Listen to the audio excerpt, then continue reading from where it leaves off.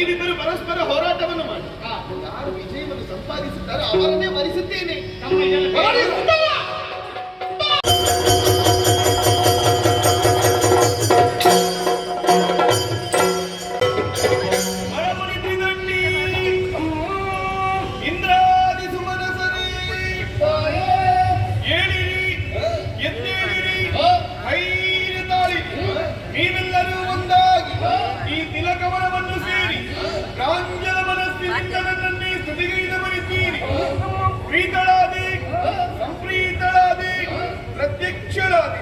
ಮಕ್ಕಳೇ, ನಿಮ್ಮ ಮುಖಾವಲೋಕನವನ್ನು ಮಾಡಿದಾಗ ಸಪೋಲತ್ವೆಗಳಲ್ಲಿ ಕಣ್ಣೀರು ಹಿಪ್ಪುಗಟ್ಟಿದೆ, ನಾಲಗೆ ತಡವರಿಸುತ್ತಾ ಉಂಟು, ಕಾಯ ಭಯದಿಂದ ಕಂಪಿಸುತ್ತಾ ಇದೆ. ಯಾರಿಂದ ಏನು ಕಷ್ಟ ಬಂತು ನನ್ನಲ್ಲಿ ಹೇಳಿಕೊಳ್ಳಿ. ಲಾಲಿಸು ಜನನಿ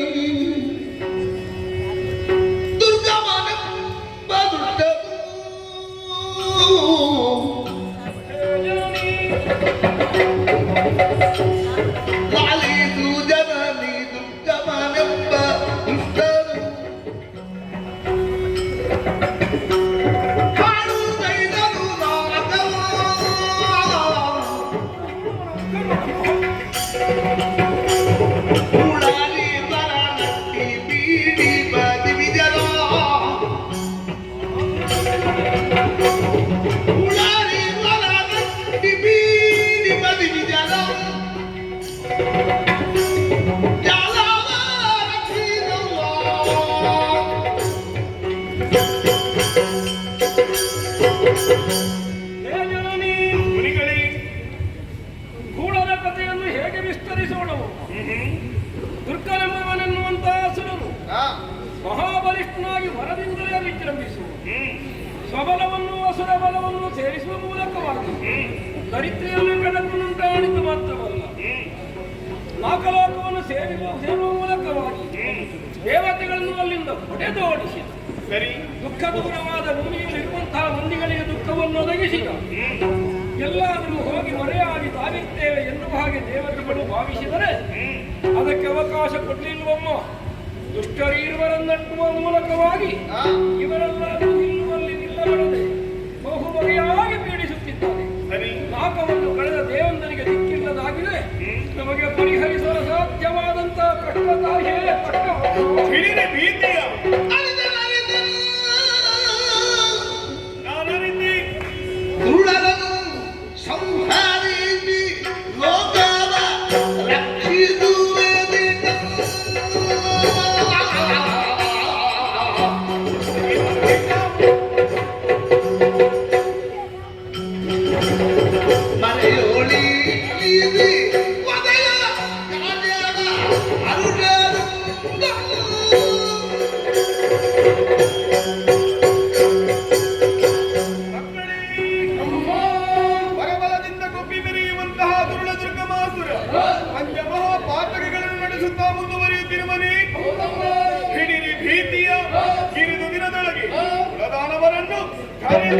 ನಿಮಗೆಲ್ಲರಿಗೂ ಅನುಭವ ಸೌಖ್ಯವನ್ನು ಒದಗಿಸಿಕೊಡುತ್ತೇನೆ.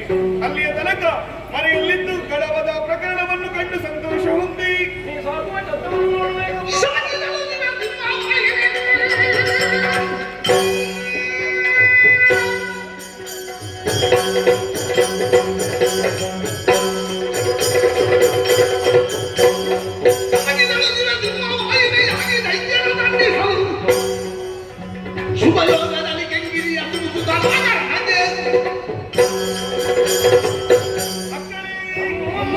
ನೀವೆಲ್ಲರೂ ಜಯಘೋಷ ಹಾಕುವಂತಹ ಕಾಲಕ್ಕೆ ಸುಳ್ಳದಾನವನ ಒದಗಬೇಕಾಗಿ ಸಿಂಹವಾಹಿನಿಯಾಗಿ ಹೋಗುತ್ತೇನೆ.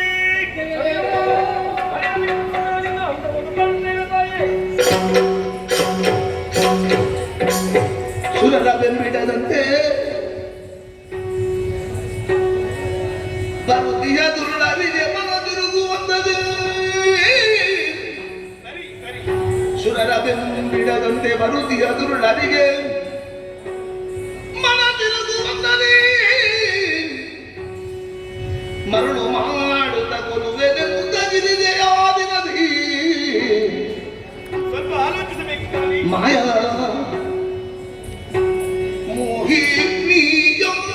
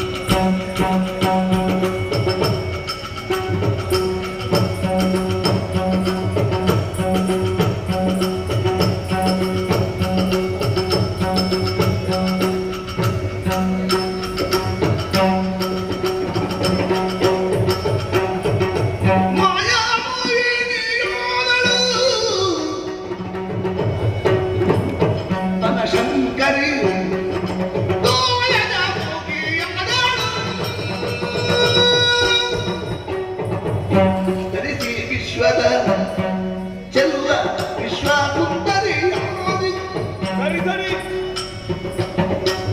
ಧರಿಸಿ ವಿಶ್ವದ ಚೆಲುವ ವಿಶ್ವ ಸುಂದರಿಯಾದಿ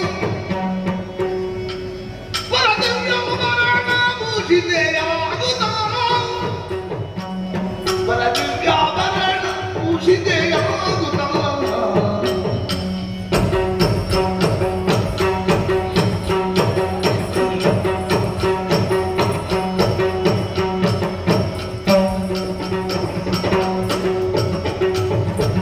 ಸುರುಚಿರ ಬೆಳಕಿಂದ ಪೂರ್ಣ ಚಂದ್ರಿಕೆ ಸರಿ ಸರಿ ಸುರುಚಿರ ಬೆಳಕಿಂದ ಪೂರ್ಣ ಚಂದ್ರಿಕೆಯಾಗಿ ಬೆಳೆಯುವ ಮನಗಳು ರಾರಾಜಿಸುತ್ತಲೇ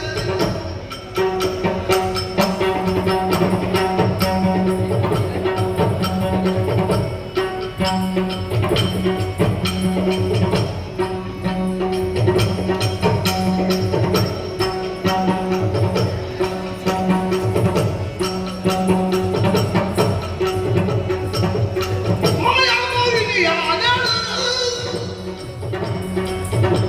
ಮನಶಂಕರಿ ತೋಯಜ ಮುಗಿಯುವುದಳು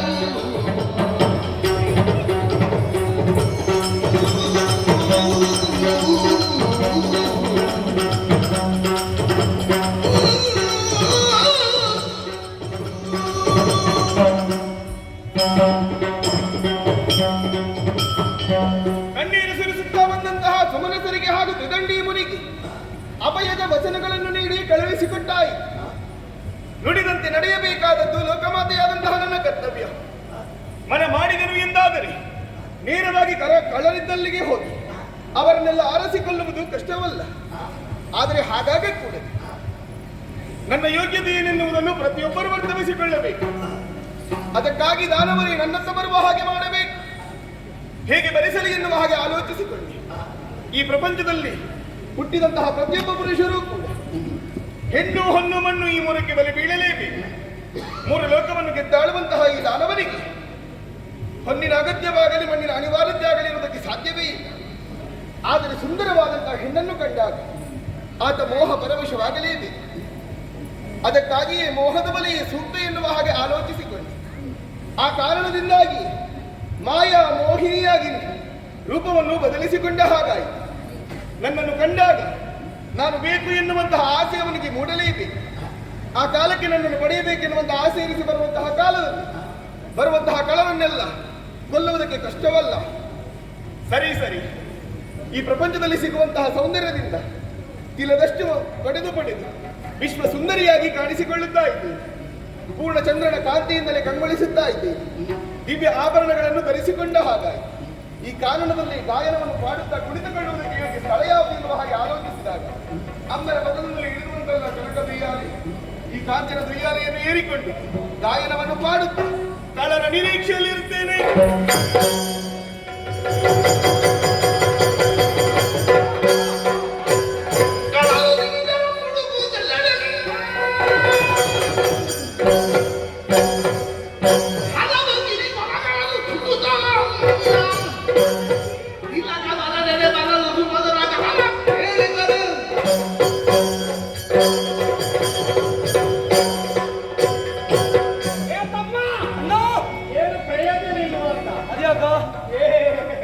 ಈಗ ಗೊತ್ತಾಯ್ತಲ್ಲ, ಕೊನೆಗಾಗುವಾಗ ನೋಡುವ ಅದೆಂತ ಆಗ್ಲಿಕ್ಕಿಲ್ಲ ಬಿಡೋದೆಲ್ಲ.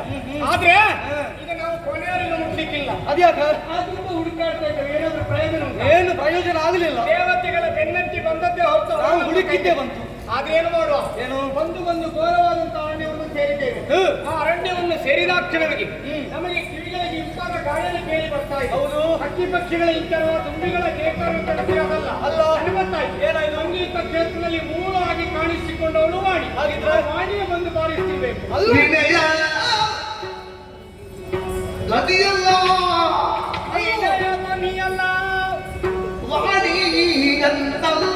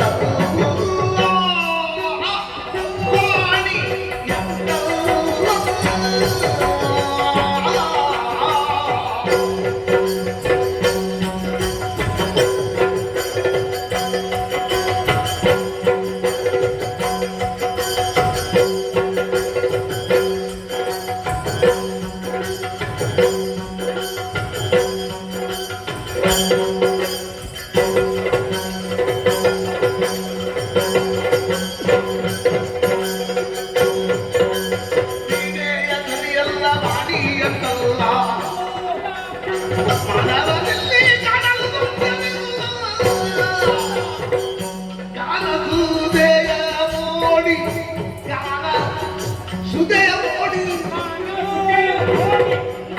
ವಿಸ್ಮಯಬಹುದು ಜ್ಞಾನ ಸುದಯ ಮೋಡಿ ವಿಸ್ಮಯಬಹುದು ಜ್ಞಾನಕ್ಕೆ ನಿಲುಗದ ನಿಲುಮೆಯಿದಹುದು ಜ್ಞಾನಕ್ಕೆ ನಿಲುಗದ ನಿಲುಮೆಯಿದಹುದು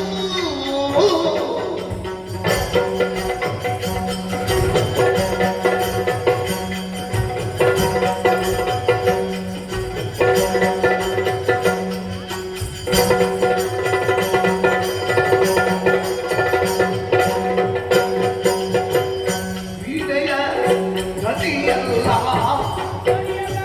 ವಾಣಿಯಂತಲ್ಲ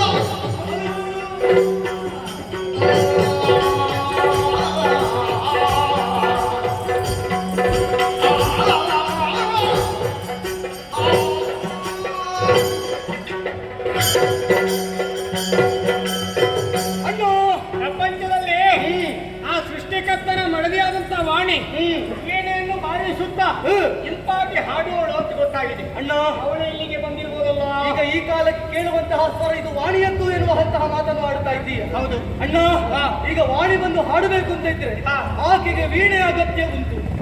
ಹೌದಾ? ಹಾಗಿದ್ರೆ ಇದು ವೀಣೆಯ ಸ್ವರವ? ವೀಣೆ ಸ್ವರಲ್ಲ, ಇದು ವೀಣೆಯ ಸ್ವರ ಅಲ್ಲ. ಹಾಗಾದ್ರೆ ನಾಡಿನಲ್ಲಿ ವಾಸ ಮಾಡುವಂತ ಮಾನವರು ಬರೋದಕ್ಕೆ ಸಾಧ್ಯ ಉಂಟೆ? ನಮ್ಮ ಬಗ್ಗೆ ಸ್ಪಷ್ಟ ತಿಳಿದುಕೊಂಡಂತಹ ಮಾನವರು ಯಾರೂ ಕೂಡ ಈ ಕಡೆ ತಲೆ ಹಾಕಿ ಮಲಗಲಿ. ನಾವೇ ಬರುವಾಗಲೇ ಬರುವುದೋ ಬೇಡ ಅಂತ ಆಲೋಚನೆ ಮಾಡಿ ಬಂದದ್ದು. ಮತ್ತೆ ಇನ್ನು ಅವರು ಬರುವಾಗ ಆಲೋಚನೆ ಮಾಡ್ಲಿಕ್ಕಿಲ್ಲ. ಯಾರು ಬರ್ಲಿಕ್ಕೆ ಹಾಗಾದ್ರೆ ಇಲ್ಲಿಗೆ ಯಾರು ಬರುವುದಕ್ಕೂ ಸಾಧ್ಯವಿಲ್ಲ. ಹಾಗಾದ್ರೆ ಕಾಲಕ್ಕೆ ಆದ್ರೆ ಸ್ವರ ಕೇಳ್ತಾ ಉಂಟಲ್ಲ. ವಿಸ್ಮಯ, ವಿಭ್ರಮ, ವಿಚಿತ್ರ, ಅಬ್ಬಬ್ಬಬ್ಬ ಎಲ್ಲ ಒಟ್ಟಿಗೆ ಉಂಟಾಗ್ತಾ ಉಂಟು. ಹೌದಣ್ಣ. ಇದು ನಮ್ಮೊಳಗೆ ಮಾತಾಡಿ ಸುಮ್ಮನೆ ಯಾಕೆ ದಿನ ಸಮಯ ಕಳೆಯುವುದು? ಇದಕ್ಕೆ ಉತ್ತರ ಸಿಗ್ತದ? ಎಲ್ಲಿಂದ ಕೇಳ್ತದೆ?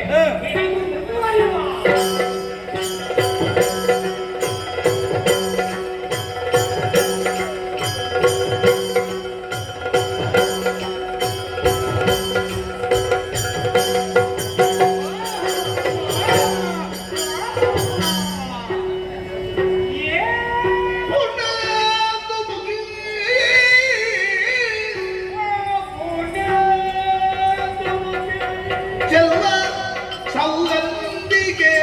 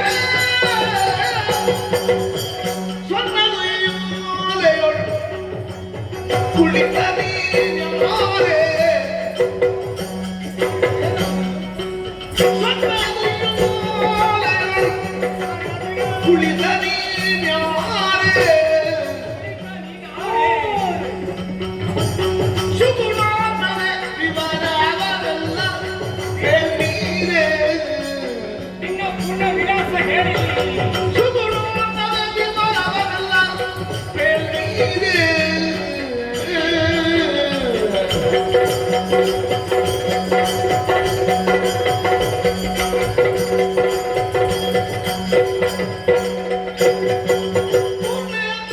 ಮುಖಿ ಚೆಲ್ಲ ಸೌರತ್ತಿಗೆ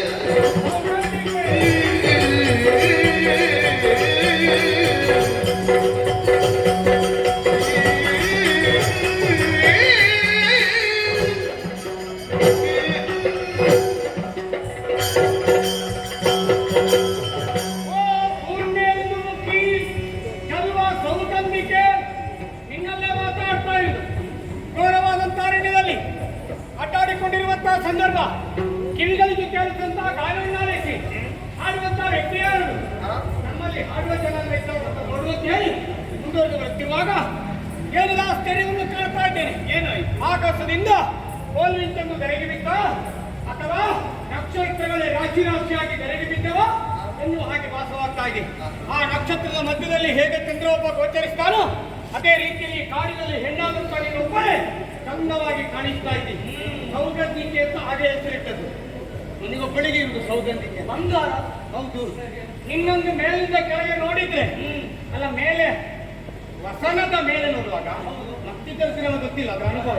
ವಸನದ ಮೇಲೆ ಕಾಣುವಾಗ ಏನೋ ಮೈ ಕಾಣುವುದು ಎಲ್ಲ ಬಂಗಾರದ ವರ್ಣ. ನಾನೊಮ್ಮೆ ತಮ್ಮ ಬಂಗಾರದ ಬಣ್ಣ ಮಾತ್ರ ಬಂಗಾರ ಅಲ್ಲ ಹೇಳೋರು ಹೇಳಿಕೊಡ್ತಾರೆ. ಅದು ಕೊನೆಗಾಗ ಪ್ರಾರಂಭ ಆಗುವಾಗ ಬಂಗಾರ ಕೊನೆ ಆಗುವಾಗ ಮಧ್ಯೆ ಮಧ್ಯೆ ಆಗುವಾಗ ಬಂಗಾರ ಆಗ್ತದೆ. ಅದು ಯಾವುದಿಲ್ಲ ಕೊನೆಗೆ ಯಾವುದೂ ಇಲ್ಲ. ಅದು ಯಾವುದೂ ಇಲ್ಲ. ಅದು ಆದ್ರೆ ಇವಳ ಶರೀರವೇ ಬಂಗಾರ ವರ್ಣದಿಂದ ಕಂಗೊಳಿಸ್ತಾ ಇದೆ. ಹಾಗಾಗಿ ಯಾಕೆ ನಾವಲ್ಲ ಆಚೆ ಈಚೆ ಎಳೆದು ಉದ್ದಕ್ಕೆಲ್ಲ ಮಾತಾಡುದು ಬೇಡ. ಅವಳಲ್ಲಿ ನೇರ ವಿಚಾರಿಸಿರುತ್ತೆ. ನೀ ಯಾರು? ನಿನ್ನ ಅಪ್ಪ ಅಮ್ಮ ಯಾರು? ನಿನ್ನ ಪೂರ್ಣ ಹೆಸರೇನು? ಈ ನಿನ್ನ ರೂಪಕ್ಕೆ ಸರಿಯಾದಂತಹ ನಾಮ ಹೇಗೆ ಹೇಳೋಣ. ನೀನು ಯಾವುದು?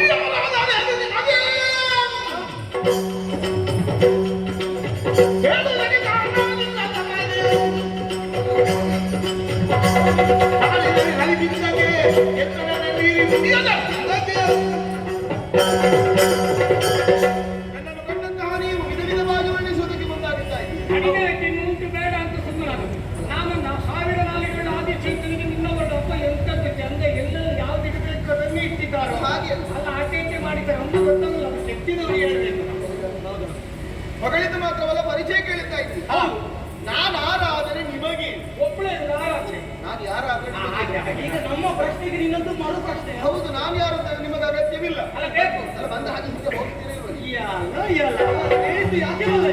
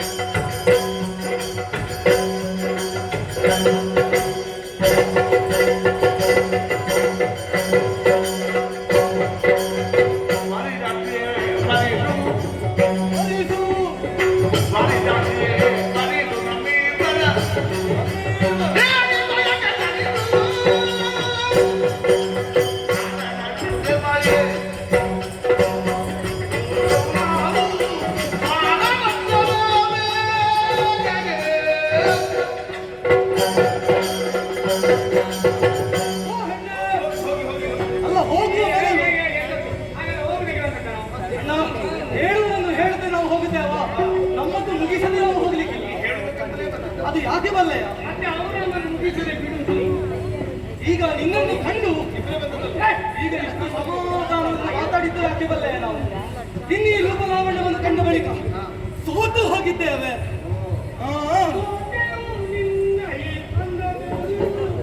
ನಿನ್ನ ಈ ರೂಪ ಲಾವಣ್ಯವನ್ನು ಕಂಡ ಬಳಿಕ ಸೋತು ಹೋಗಿದ್ದೇವೆ.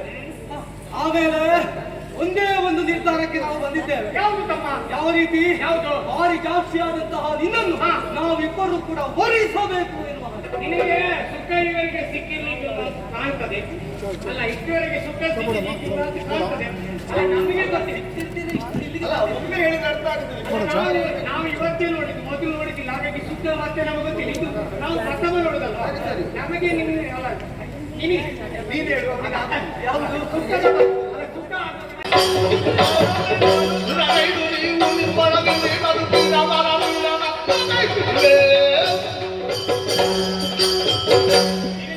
ಮದುವೆ ಆಗಬೇಕಲ್ವಾ? ಒಬ್ಬರನ್ನಾದ್ರೆ ಒಬ್ಬರು ಉಚ್ಚಿಂತಲಿ ಇಬ್ಬರಿದ್ದೇವೆ. ಆಗ್ಬೋದು. ಏನಾಯ್ತು? ಅದು ಯಾಕೆ ಆಗುದಿಲ್ಲ? ಈಗ ದೊಡ್ಡವರಾಗಿತ್ತು ಸಮಯ ಅಲ್ಲ. ಬಾಲ್ಯದಲ್ಲಿ ಪಣ ಅಲ್ಲ, ಬಾಲ್ಯದಲ್ಲಿ ಕೈದಂತಹ ಪಣ ಅದು ಬಾಲ್ಯಕ್ಕೆ ಆಯ್ತು. ಈಗ ಪ್ರಾಯಕ್ಕೆ ಬಂದಿದೆಯಲ್ಲ. ಬಾಲ್ಯದ್ದು ನನಗೆ ಜೀವನ ಪರ್ಯಂತದಲ್ಲಿ ಅನುಸರಿಸಿಕೊಂಡು ಬರುವುದಿಲ್ಲ. ಈಗ ಕೆಲವರೆಲ್ಲ ಹೇಳುವುದು ಕೇಳಿದ್ದೇನೆ. ನಾನು ಕೇಳಿದೆ, ನನ್ನ ಮಗು ಇರುವಾಗ ಇದು ಯಾರು ದೇವರು ಹೇಳಿದ ರಥದ ಅಡಿಯಲ್ಲಿ ಮಗುವನ್ನು ಹಾಕ್ತೇನೆ ಅಂತ ಹೇಳಿದರು. ಈಗ ಮಗು ಇರುವಾಗಲೂ ಹಾಕಿದ್ರೆ ಆಗ್ತದ? ದೊಡ್ಡವರಾದ್ಮೇಲೆ ಹಾಕಿದ್ರೆ ರಥ ಹೇಳಿರೋದು ಮಗು ಬದುಕ್ತಾರ, ದೊಡ್ಡವರಾದ್ರೂ ಬದುಕ್ತಾರ. ಈಗ ಸಣ್ಣದಲ್ಲ ಈಗ ಇಟ್ಕೊಳ್ಳಿ. ಇದು ನಿಮ್ಮಂತವರು ಅಲ್ಲ ದೊಡ್ಡವರಾದ್ಮೇಲೆ ಅದನ್ನು ಬಿಡಬೇಕು. ಆಗುದಿಲ್ಲ, ಆಗುದಿಲ್ಲ. ಇದೊಂದು ನಾ ಕೈಗೊಂಡಂತಹ ಪಣ. ನೀವು ಹೇಳಿದಾಗ ಬಿಡುವುದಕ್ಕಾಗುದಿಲ್ಲ. ಆಗುದಿಲ್ವಾ? ಅದು ಯಾವ ರೀತಿ ಪಣ? ಬಲಾಢ್ಯನೋರ್ವರನ್ನು ಮದುವೆಯಾಗುತ್ತೇನೆ ಎನ್ನುವ ಹಾಗೆ ನಿಮ್ಮಲ್ಲಿ ಯಾರು ಅಲ್ಲ, ಬಲವಂತರಿಲ್ಲ. ಇಬ್ಬರು ಇದ್ದೇವಲ್ಲ ಬಲಾಢ್ಯ. ನಾವಿಬ್ಬರು ಬಲವಂತರು. ನೀವಿಬ್ಬರು ಒಂದನ್ನು ಹಂಚಿಕೊಳ್ಳಬಹುದು. ನಮ್ದು ಹಾಗಾಗುದಿಲ್ಲ. ಅದು ಯಾಕೆ? ನಮಗಾಗ್ತದೆ ಅಂತ ನಿಮಗೇನಾಗುದಿಲ್ಲ. ನಿಮಗಾದದ್ದು ಎಲ್ಲರಿಗಾಗಬೇಕಾ? ಈಗ ನಿನಗೆ ಏನಾಗಬೇಕು? ನೀವಿಬ್ಬರು ಪರಸ್ಪರ ಹೋರಾಟವನ್ನು ಮಾಡಿ ಯಾರು ವಿಜಯವನ್ನು ಸಂಪಾದಿಸುತ್ತಾರೋ ಅವರನ್ನೇ ವರಿಸುತ್ತೇನೆ. ನಮ್ಮ ಇದೆಲ್ಲ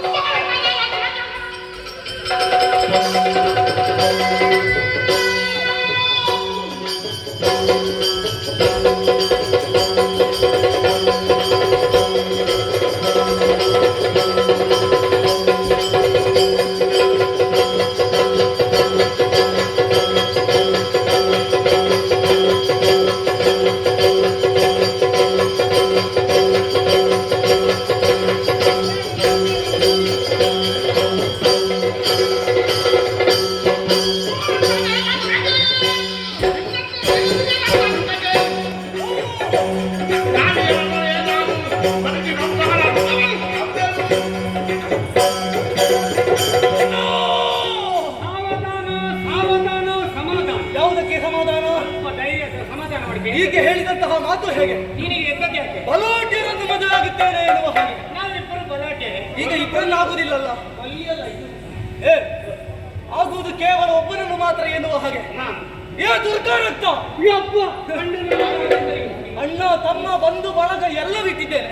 ಯಾಕೆ ಹೇಳು? ಈಕೆಯನ್ನು ಕಂಡ ಬಳಿಕ ಒಂದೇ ಒಂದು ನಿರ್ಧಾರ, ಈಕೆ ಬೇಕು. ಮಾಡ್ತೀಯ ಯುದ್ಧ?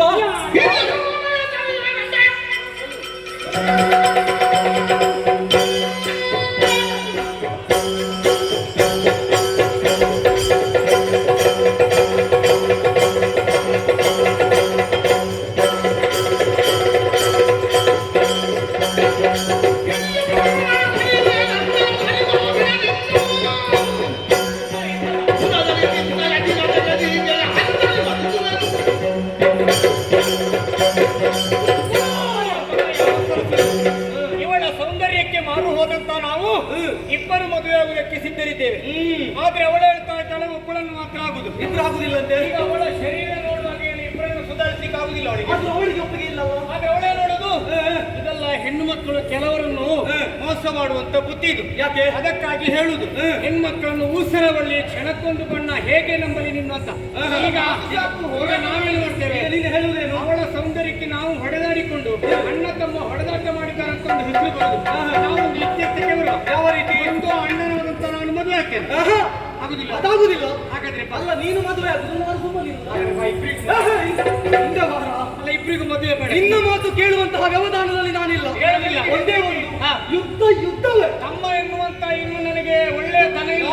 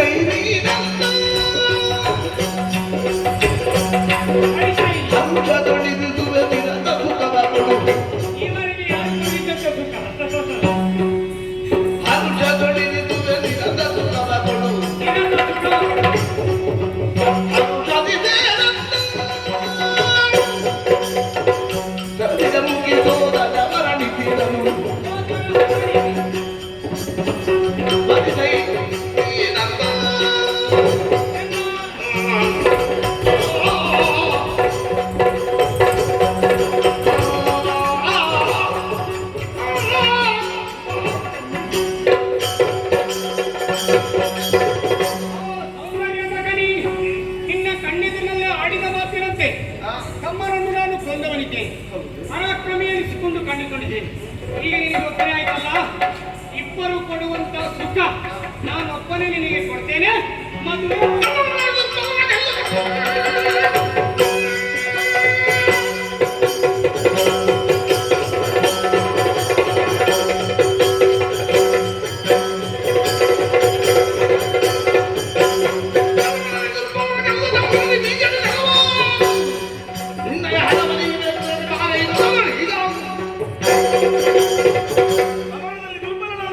ತಮ್ಮನನ್ನು ಕೊಂದೆ ಎನ್ನುವ ಕಾರಣಕ್ಕೆ ಬೇಕಾಗಿ ಮಕ್ಕಳೆಲ್ಲ ಸ್ವರ ಏರಿಸಬಾರದು, ನಿಧಾನವಾಗಿ ಮಾತಾಡಬೇಕು.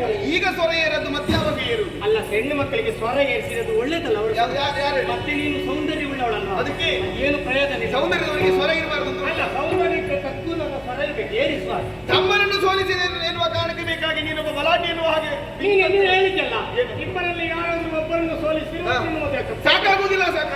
ಒಟ್ಟ ಮಾತಿಗೆ ತಪ್ಪವಾದ ಕೆಟ್ಟ ಯೋಚನೆ ಮಾಡಬಾರದು. ಕೆಟ್ಟ ಯೋಚನೆ ಒಳ್ಳೆಯದು. ಇದೆಂತದ್ದು? ನಿನಗೆ ಸಾಧ್ಯವಾಗುವುದಾದ್ರೆ ನನ್ನಲ್ಲಿ ಹೋರಾಡು. ಆ ಮೂಲಕವಾಗಿ ನಿನ್ನ ಪರಾಕ್ರಮವನ್ನು